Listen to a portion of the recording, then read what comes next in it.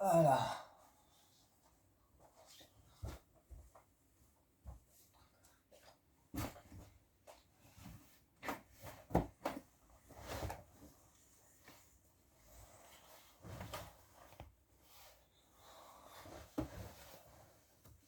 Alors,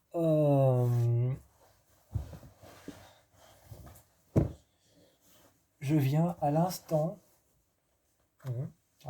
oui, de terminer un film dont je vais parler maintenant. Par contre, avant de commencer, où est-ce que j'ai foutu mon iced. Ah,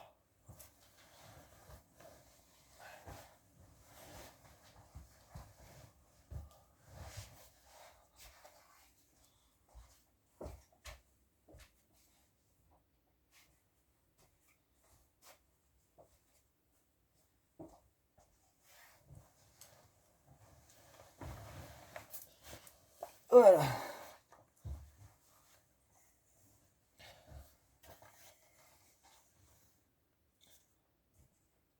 Bon,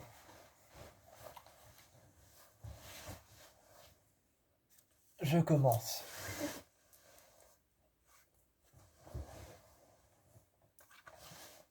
Aujourd'hui, aujourd'hui, je suis pas du tout centré. Aujourd'hui, je vais parler du film Abandonné. Abandonné ou dit Abandonned. Euh, Abandonné, c'est un film d'horreur que je ne connaissais pas en fait. C'est un film d'horreur que je ne connaissais pas. Et donc, Abandonné, je viens à l'instant de le regarder. Hein. Vous avez vu toute ma chorégraphie pour aller enlever le CD, revenir, le mettre dans le. Vous avez compris. Vous avez vu tous les allers-retours que j'ai fait. Donc, Abandonné, c'est un film d'horreur de 2006, donc il est quand même assez vieux. C'est quand même un. Ça date quoi. Ça date. C'est quand même un ancien film d'horreur de 2006. Et Abandonné, de quoi ça parle? Abandonné, ça parle de Marie, qui est une créatrice, si je ne me trompe pas, une réalisatrice de cinéma. Donc ça parle de Marie, qui est une réalisatrice de cinéma. Et elle vient en Russie après avoir reçu un coup de téléphone,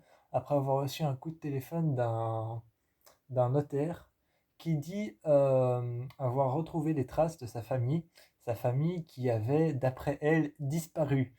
Et d'après elle, sa famille avait disparu. Et d'après elle, sa famille, il n'y avait plus de traces. Il n'y avait plus de traces, c'était impossible de retrouver qui était sa mère, qui était son père, qui était... Impossible, enfin bon, tout avait disparu comme, volatilisé. Tout avait disparu. Et donc, Marie veut retrouver les traces de sa mère et elle veut retrouver les traces de sa mère et de son enfance. Et après 40 ans, elle va se mettre à chercher pendant 40 ans et après 40 ans, elle va recevoir ce coup de fil et se retrouver dans le bureau de ce notaire qui va l'inviter à venir en Suisse. Une fois arrivée en Suisse, Marie va rencontrer ce notaire et des choses étranges vont commencer à se passer quand le notaire lui aura donné ce qui lui revient de droit, c'est-à-dire sa maison. Ce qui lui revient de droit, c'est son héritage, c'est la maison où elle a grandi. Et à partir de là vont commencer des choses étranges. Elle va rencontrer ce qu'on appelle son doppelganger. Donc elle va rencontrer ce qu'on appelle son doppelganger, c'est ton double, tout simplement. Tout simplement, c'est ton double. Mais le doppelganger, c'est pas un sosie comme on en croise dans la rue. Le doppelganger, c'est aussi une légende. La légende du doppelganger, c'est que en fait, tu croises ton double, mais que ce double a des intentions envers toi qui sont de te tuer, de prendre ta vie et de te remplacer, enfin de lui te remplacer. Donc voilà, ça c'est la légende du doppelganger. Marie va donc tomber sur son doppelganger avec des yeux blancs et vitreux. Elle va tomber nez à nez avec son doppelganger et on dit que quand tu tombes nez à nez avec ton doppelganger, ton heure a sonné. Et donc, le film est génial, mais je n'ai jamais vu, jamais vu un grimage aussi raté. Je n'ai jamais vu un grimage autant raté. Et pourtant, dire que j'adore le film parce que ça fait au moins la 5e fois que je le regarde, dire que j'adore le film parce que ça fait au moins la 5e fois que je le regarde, voire la 6e ou la 7e fois depuis que je l'ai que je le regarde. Alors dire que j'adore ce film, mais je sais pas ce qu'il y a avec les grimages. Dans ce film, il y a quelque chose. C'est un film espagnol et c'est un film espagnol. Et pourtant, dire que les Espagnols sont quand même forts. C'est eux qui ont fait la saga REC. C'est eux qui ont fait la saga REC. C'est eux qui ont fait le film Véronica. C'est eux. euh, Véronica, oui. C'est eux qui ont fait le film Véronica. C'est eux qui ont fait la saga REC. C'est eux qui ont fait quand même de sacrés films d'horreur. Donc dire quand même que les Espagnols sont doués en films d'horreur. Mais abandonnés, je sais pas ce qu'il y a, mais les grimages sont,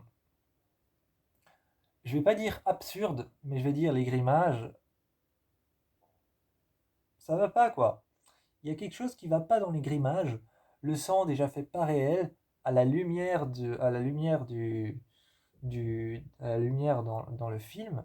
Tu vois que le sang c'est du faux parce que tu vois qu'il est un peu rose comme ça un peu. Tu vois qu'il est un peu rose. Tu vois qu'il est un peu orange. Ça va pas. C'est ça qui va pas. Et les blessures dans le film paraissent tellement irréelles, tellement impossibles. Même à un moment, t'as l'un des deux fantômes dans la maison qui en fait qui s'est fait bouffer par des. C'est dégueulasse, hein. C'est dégueulasse, il s'est fait bouffer par des cochons mangeurs d'hommes. Les cochons mangeurs d'hommes, c'est les cochons qui ont été dressés pour manger de la viande humaine, notamment des hommes. C'est pour ça qu'on les appelle les cochons mangeurs d'hommes. Et il y a une des personnes dans ce film, enfin l'un des personnages principaux dans ce film, qui se fait manger par des cochons mangeurs d'hommes. Donc il termine comme ça, c'est comme ça que son doppelganger est mort. Donc c'est comme ça que lui va mourir aussi. Les blessures paraissent tellement irréelles. Les blessures paraissent tellement pas naturelles en fait. Ça paraît tellement pas naturel alors que le sang lui-même aussi paraît tellement rose et orange que ça ne paraît plus naturel en fait.